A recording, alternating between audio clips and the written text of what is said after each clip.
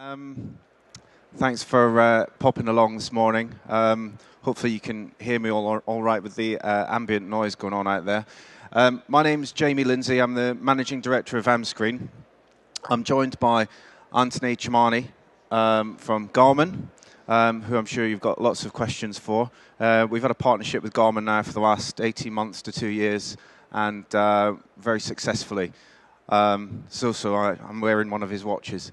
If we kick off, I'm here today to really talk about how advertising and online advertising, digital app marketing has changed over the last certainly sort of couple of years. And if you look at where we were 5 to 10 years ago, it certainly has changed significantly.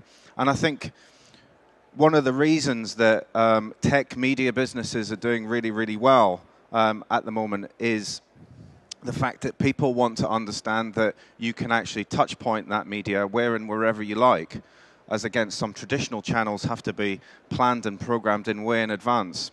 So I'm going to talk a little bit about that and how technology media businesses are becoming normal.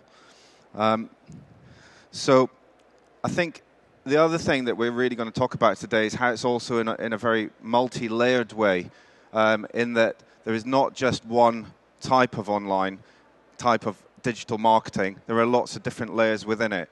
And it's not something you should be, I suppose, unfamiliar with, but as I go through the points, and maybe something getting you to think about a little bit more. But definitely digital marketing has become ubiquitous across all platforms. So what does digital media mean in 2013? Every day we consume digital music. We've got digital movies, digital books. Even lighting systems in our house are controlled by Wi-Fi. Heating systems are now controlled through the internet, and many, many others. We're being tracked right now on the mobile. I think Anthony and I was looking around. Just as you were walking in, we counted 35 of you sitting there looking at this screen. So it's definitely a multi-screen business. We've been tracked by my Garmin watch. The list goes on. We've been tracked by keywords and tweets that are going on in the space out there. Lots and lots going on. So as I was saying, going back, it's not just about traditional online. But if we typed digital media into the Google bar, you still get online advertising, mobile advertising. Well, there's a heck of a lot more than that these days. So some of you may have seen this 5 stages here in the 4 changes of digital over the last few years. Take the first one. This was going back to the beginning, the laid-back approach, where there was no involvement. Content was pushed at you through internet, traditional TV, print newspapers, print posters. So that content was pushed to you. You had no involvement. You didn't have to get involved. It then became, and this is where the real kind of power shift came in, the move forward stage, where you actually got really, really involved. It was your choice to get involved through podcasting, web, videos, and social networks even then. And that was the real stage of empowerment, and that's where it really all began. So the third stage, and this is where it was getting exciting, this was the jump-in stage. This is where you had temporary involvement, so you could look at things like virtual worlds. So Second Life was becoming popular. Consoles through advanced gaming was popular. Gesture control for stimulus, and things such as AV exploration. And that was kind of the first stage of interactivity with, involvement with digital. And I think where we are today, in this always on the 4th stage here, you've got many, many things, and these are called layers. So we've got 5 layers here, and there's probably more. But many, many things today. We have marketeers used augmented reality. We have cloud computing. We can store all our music in a cloud these days. We can store all our files in a cloud for work. We have wearable tech. The Nike Fuel Band there on the right can actually count how many calories you're burning off as you walk around through the day, and that, certainly that is becoming very popular, certainly over the last year, and Garmin are big in that area, and Anthony will talk a little bit more about that. So things like that, all things really are connected there. So back to the question, where are we exactly today with digital marketing? Well, today, all of these examples are actually digital marketing. So it's not just this laptop that's online advertising, it's everything else. So from bus shelters to even Pepsi vending machines there, right through to an Amscreen at the point of purchase in a petrol station. All of these are examples of online advertising. And that's where I would challenge this conference to actually think broader than where we are today, rather than just online traditionally as we know it. But of course, there are many more, and some are better than others. And I'll go on to explain how we think we can add to that as well at Amscreen. So considering all of these touch points, and just to summarize, I've now hopefully clarified really here that digital is not just one media platform, it's many. I think that we would like digital media just to be called media. In 10 years' time, as we call an electric car today, in 10, 15 years' time, an electric car will just be called a car.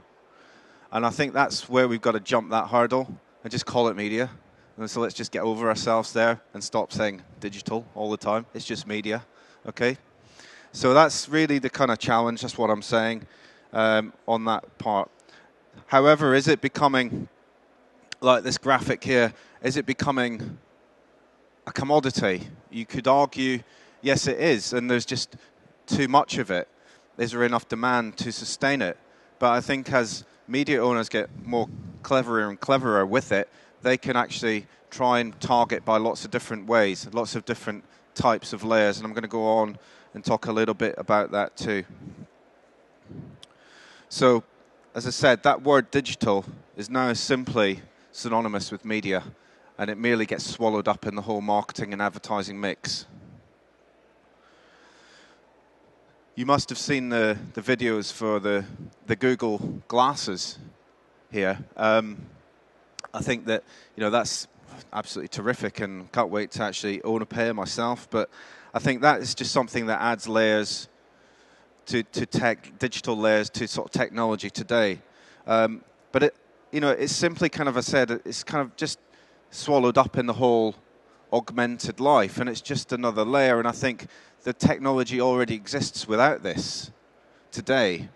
And just as I sort of having a look, I found something here. Since the invention of shoes, you try them on where they're sold. And in the digital age, it stays the same. We call it virtual shoe fitting, a technology that turns regular outdoor media into virtual shoe stores. For the first time, we synchronized 3 Microsoft Kinect devices to scan your feet. We then used this data to render 3D shoes on top of it, in real time. To launch our technology, we went to the most frequented places, central stations. You start by selecting any model and size.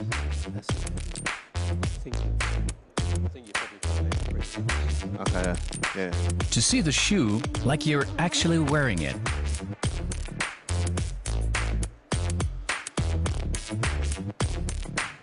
Finally, we made shoe fitting social. So if you're not sure about the shoe, you can share a snapshot with your friends via Facebook. Once you've made a decision, QR codes with your model and size info lead you to the mobile checkout to get it delivered the next day. In the end, we created a new way to use outdoor media, and the fact that you can try on any shoe from the online store makes this the world's largest shoe store. So, from our friends in Straw in Central Europe, there, you got to admit that I cannot wait until you get to the point where you can actually try pants on that way. That's going to be very cool. I can't wait to see that one. I think there is one actually. I'm sure there must be. Changing room media. Augmented reality is a really, really small part of all of our lives, really. I think, to be honest, if I saw that, I probably wouldn't even have the time to have a go at it. But clearly there are some people there that wanted to have a go at it. And, I think that's important for the brand. I'm probably the wrong target audience anyway for that trainer. But I think, I think that is only a very, very small part of our daily lives. Here's a really kind of unattractive looking graphic to try and describe to you what layers of digital actually mean. As said here, it actually resembles each layer. So we've got social, the people level, the personal level, information being pushed and pulled, networks, and then down to the real world. And it kind of describes how we all live our lives through these watches, through the iPads that you've got. I mean, if you probably, as an average, you probably all got 2 Wi-Fi devices each in your bags today. And that just allows you to have many layers, but it's more than that. It's other things that are going on all the time. The Ministry of Defence, actually, of all people, use this to actually try and work out when is the next kind of cyber terrorism event going to happen, or the cyber event could happen. It's actually called a cyber situation analysis. When we were doing the research for this, we found this kind of like a bit of a tongue twister, but actually this exists. In fact, in the Olympics, for crowd flow, for problems getting in and out of the parks through keywords and Twitter, cyber situation analysis was used to control that. So, a quite interesting point there, and that just describes the kind of digital layers that we live and breathe today. Perhaps one of those most important digital layers would be location-based. And really, I think marketeers now and brands are very, very conscious about where they're advertising and when. And that is, could argue that's always been the case, but I think as Wi-Fi has progressed, this has become very, very important, and Anthony will talk further about this as we go on.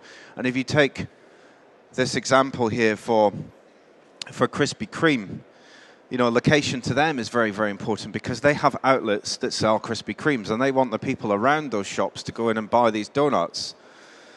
So as Dwayne says here, we decided that rather than try and create behavior, we would take the behavior in layers that was already there and just help people to do it more easily. So all they're doing with this app that you can see here on the right, all they're doing is they're actually trying to recognize that you're in an area, go in and buy a donut. So very, very simple, but using technology in a very, very effective way. So it really allows brands to target there by location. Believe it or not, this is actually supposed to be Lord Sugar here. Is a Lego character, so I'm glad he's not in the room. But basically, he says with us at Amscreen that 91% of national brands plan on maintaining or increasing budget for local marketing. We ad serve messages on a national level in a local way, and that's 90% of the campaigns that we run today are on that basis through ad serving through one server.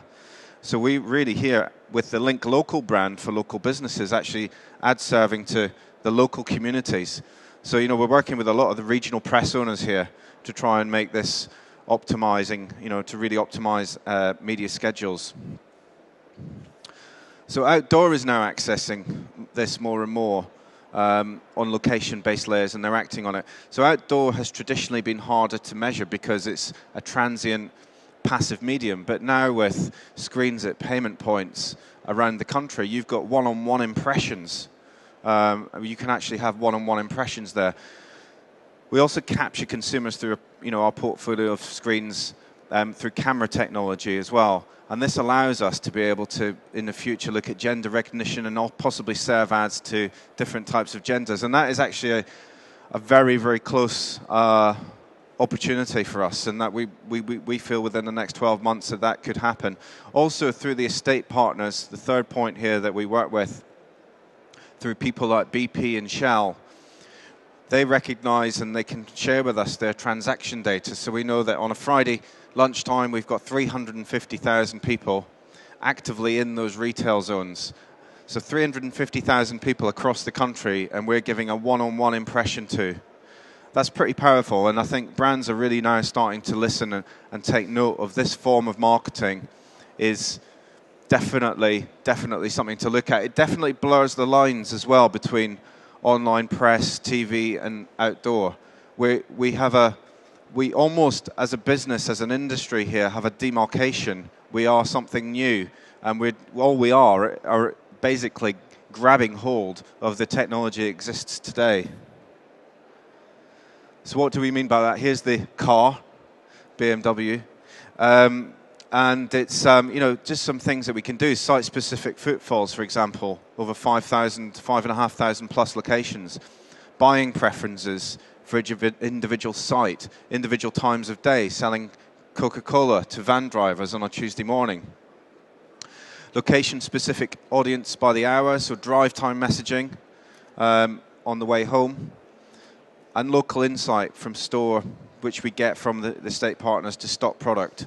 So that really, really helps us work with the FMCG sector. So just some examples there of how we would take this to different categories within the market.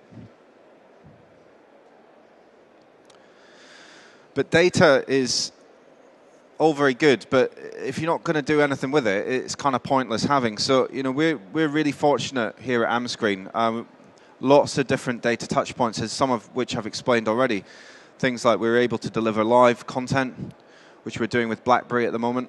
We're doing social feeds, actually with BlackBerry as well. We're doing that with day part, lots of day part campaigns now, lots of that coming through. And of course, that just adds to the many, many layers that we can actually do ourselves. And we're just one business. Can you imagine all the media businesses who are now practically mainly all digital and how many layers they can add? So it gives you guys as marketeers a real opportunity to explore and indulge, and it maybe gives you an opportunity to drive deeper, have deeper relationships with media owners and understand as tech gets more important what tech can do for your brand. And that's where that's where we are today, that's where we're going. So just last, really, in searching for augmented reality examples, we found this hoax from Pepsi, going back to a Pepsi example, where they wanted to have a digital layer of actually projecting on the moon. Obviously, it was a hoax, but there was some guys somewhere around the globe trying to do it in a really low-tech way. So I'm now going to hand you over to Anthony. He's going to take you through his piece. Again, any questions, ask throughout, please. And I'm sure Anthony will want it to be very, very interactive. I'm quite liking the چند ثانیه دیگه ممکنه Pepsi پپسی one, بیاد و آره بیا اومد روش ما پپسی دیدیم امشب اونا که از بام تهران پپسی رفت فانتا میاد رفت دوباره اومد امیدوارم که لذت good old Pepsi, good old YouTube. As said, I'm head up the PR and sponsorship for Garmin. My name's Anthony Kamani. Thanks, Jamie, for the introduction. Digital advertising beyond the web. For an advertiser... Might want to put the mic a bit closer. Okay. Are we okay to hear? Can you hear me at the back? This is interaction time. Well done. Good. For an advertiser and a company that obviously sells products, digital information, digital advertising is very important to us. But so is traditional advertising. But I have a theory about traditional advertising. And throughout this conference, you are going to be told that we live in this world of digital advertising, this digital interaction. This is everywhere we go.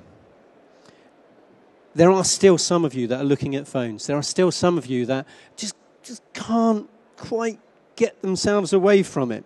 You can't get enough of it. I can't get enough of my digital interaction on a day-to-day basis. And one of the things that we perhaps forget is that if it wasn't for GPS and satellite technology, then you wouldn't have any of this. You wouldn't have your location-based services. You wouldn't be able to go on Facebook and go, that's where I went on holiday. And these pictures are all geolocated to that holiday spot, and brag about it. Garmin are very much part of that world. We're part of this Facebook, this LinkedIn, the Bing, everywhere. We're part of it within the digital products that we have. We're linked with Google, local, Facebook, Twitter, just to name a few. And it's our thirst for knowledge. It's that knowledge that you want to know about how well you're doing, how far you've run, how many miles you've cycled in a day, gives you that ability. We now have that ability to do that. Linking all of that with a smartphone, with an app on a smartphone. That's either Garmin's or another app. We've all got them. We all go running, and you can download the information from our watches or from our cycling computers. We can get it on Facebook, and we can start bragging about it. You can say to yourself, I've just cycled 100 miles, I'm still standing, and I can now tell my friends. I've just been to a restaurant. How many pictures of food do you find on Facebook? It is probably the best adverts for restaurants out, or the worst. It's a brilliant opportunity for all of those people if you do a good job. We do it all the time. But I think, in my opinion, we've really only just scratched the surface of what we can do. Geolocation, GPS advertising-based systems are going to go so much further. And you need to think about how you get involved in that. In America, we use advertising with our free traffic.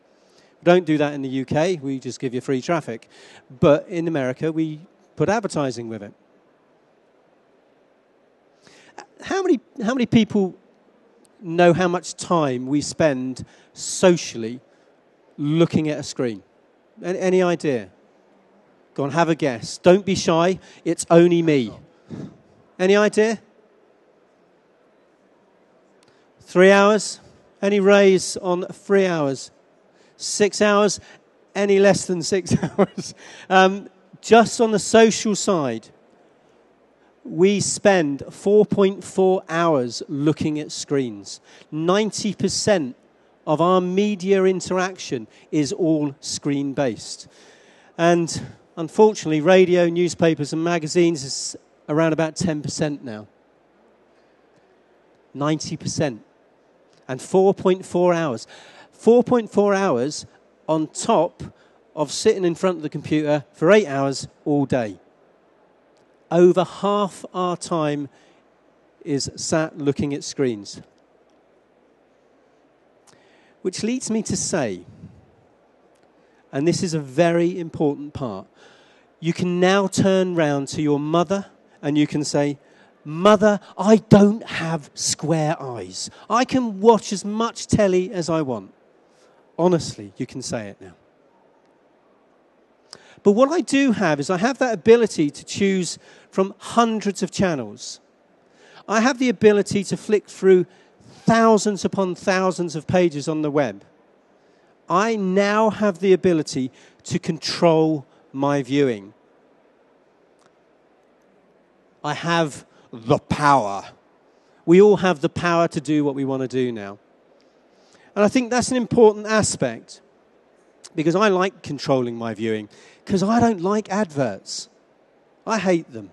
I really hate adverts. If I am watching a program, I do not want to see an advert. So I'd like to personally thank Dupe, the fragrance for men, for not only telling me that it's okay to wear pink, but for giving me and getting me to the start place of my favorite program, which is The Walking Dead. That probably says a little bit about me. But I don't know, adverts between Walking Dead? No idea. But I do know Dupe. So well done. Let's give them a round of applause for sponsoring that program, even if you hate it. All right. Thank you. But it got me there. It got me there easily. And it was thanks to Sky or set-top boxes. There are many other providers of satellite televisions and other things out there, which if you think about that, it's really great. And there's another thing that came to my mind, is that in The Walking Dead, another great way of getting in front of people without them quite realizing it, is Hyundai have the iX35. It is the only car that I know that stays so clean in a post-apocalyptic world, try saying that, full of zombies. There's some great car washes out there with some zombies doing it, but well done. But Sky, well done to Sky as well. Which really leads me on to why we chose Amscreen. And I think I'm giving, obviously, Amscreen a bit of a plug here, but there is a real reason for that. When you have the chance to take control back, then that's what you have with Amscreen. When you go onto a petrol forecourt, when you stand there and you're in a queue, and we've all done it, and you go, I don't want to look at the next person. No. Oh, I do not want to look at that person. Oh, there's a screen. I can look at a screen. Where's the fast forward? Oh, I haven't got the fast forward. I look at a screen. We do not. Human nature says, I am not going to talk to the person in front of me or behind me. But what I will do is I will either look at the chocolate bars or I will look at the screen.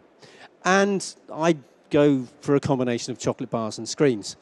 You know that the fact is that if that person starts to talk to you, you go, all right, who's this weirdo? Get away from me. No, I do not want to talk to you. No, screen. I'm just paying for my petrol. That's all I want to do. And if you're the one that's talking to people, that's what they're thinking of you. I'm sorry to say, that's it. So why Amscreen for Garmin? It's a natural fit for our products. Satellite navigation system, sat-navs in your car, 50% of our business still. And I know it's changing. You know, the smartphone people are coming in. That's why we went to the smartphone people and said, let's do some apps. A lot of that was there, but it is still an important part of our product. And because of where they're located, it's a great opportunity for us to say, this is our sat-nav. We'll show you a few examples of that in a minute. Related traffic sponsorship. We actually sponsor the traffic on these screens. You go into a garage, you're in your car, you want to know where you're going is pretty traffic-free. So a good public service information system. And good to link us back with traffic. The locations are geocontrollability of those locations are very important to us. We can go, right, I'm going to sell a product in this area, and I can advertise on that screen just in that area. 20 miles down the road, I can advertise something different. Try doing that on television or on radio. It gives us that ability to have diversity of messaging. I can put a message in a health centre that talks about the products that we have, that talks about how you can get fit after the Christmas break, or how you can tone up for your summer holidays. And they can sit there in a health centre where actually you probably need to get fit. I can talk about some of the retailer promotions that we have. That diversity of messaging is really important for us, and we have that ability to do it. So not only geolocate those messages, we can swap and change them at the drop of a hat. We have a mix of static and videos. We don't become part of the wallpaper. If most of us go into probably the same garage every day if we're driving. You don't want to become part of the wallpaper. We don't. We can change those messagings around. We can change those images around. The dwell time and audience figures are great. The audience figures are really big. But the dwell time, on average, Jamie, what's the dwell time on these things? I would say about 110 seconds exactly. It's about 110 seconds exactly. That's a good exact guess. We've obviously done audience research on this, And the fact is, the audience research at the beginning wasn't that great. We adjusted. We then changed it round. We pushed Amscreen a little harder. And we now have a good recall rate for all of the advertising and especially the traffic sponsorship. So that's a cool thing, and we're very happy with that. Now, the cost effectiveness of this, it's a lot cheaper than television. And I get my contract for 12 months. I don't do it for a week. I do mine for 12 months. So we negotiate some fantastic rates with these guys, which you would never, ever get unless you're really nice to them. But the great thing is that they're opportunities to see. Every 2 weeks, you have about 44 million opportunities to see your ads. That ain't bad going. And again, I can do that different one up north. I can do a different one up south. I can do some stuff around London. And they can all be different messages. I just make sure that they're kept working and working hard. We've actually seen a growth in our market and a growth in sales with certain retailer promotions linked to stores that are close to the screens. 20% off a sat-nav. Go down the local Halfords or Dixon's or wherever you want to go. And we've seen a relation in sales to the screens, which is one of the targets that we obviously wanted to get to. And as Jamie said, these things are their future technical ability is going to be fantastic. Facial recognition, gender recognition.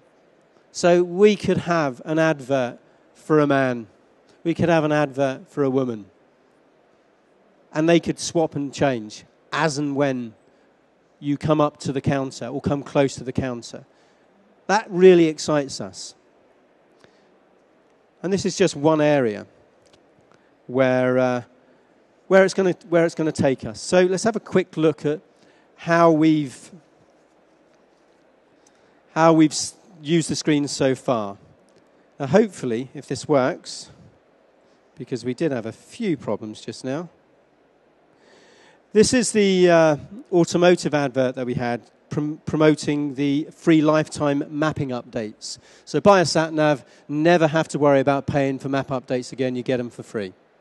It was very quick, it's very simple, and it's pretty easy.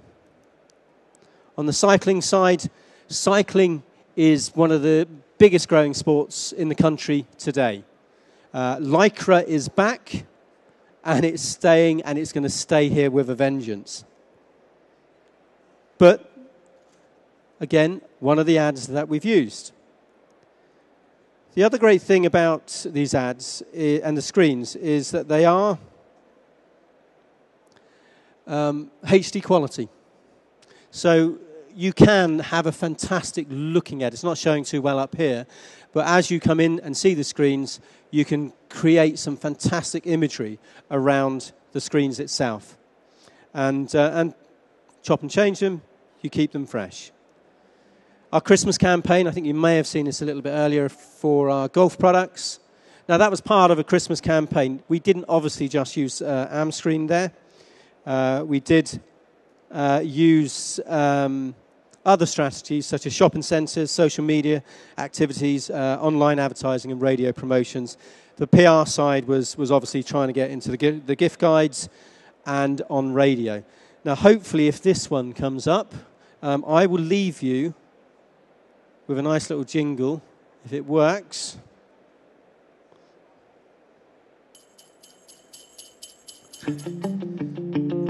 Christmas shopping hell, I want to yell, building up a sweat, what can I get? Brother likes his bike, sister loves the hike, mum's into driving, dad goes motorbiking. Some place go for lot, daughter sells a yacht, what can I do? I need a clue. Give a Garmin, give a Garmin. Garmin's got it all for anyone at all. For a big thank you this Christmas and throughout the year, visit giveagarmin.co.uk. Opening the box is just the beginning.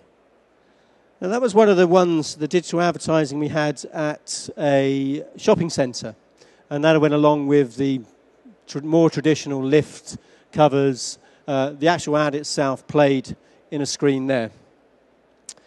Hopefully you will have that music in your ears for the rest of the day, and you'll probably hate me for it, but hey, that's advertising. The other thing that we briefly mentioned as well was we are looking at the more social interaction. BlackBerry's doing it on the screens already. We're not quite sure how we're going to do that at the moment. We've got to talk to Amscreens. We will probably concentrate in the health centres where there is even more dwell time and people, again, sit on their phones not wanting to talk to people because they're ill. Finally, what I thought I would do is give you an example of where we will be going over the next 6 months. Has everyone heard of the Prudential Ride London? It's the very first legacy event of the Olympics. In essence, they will be closing London's roads for 2 days. We're a proud sponsor. We are the sponsors that will be providing the timing and the GPS activities for the road race and event.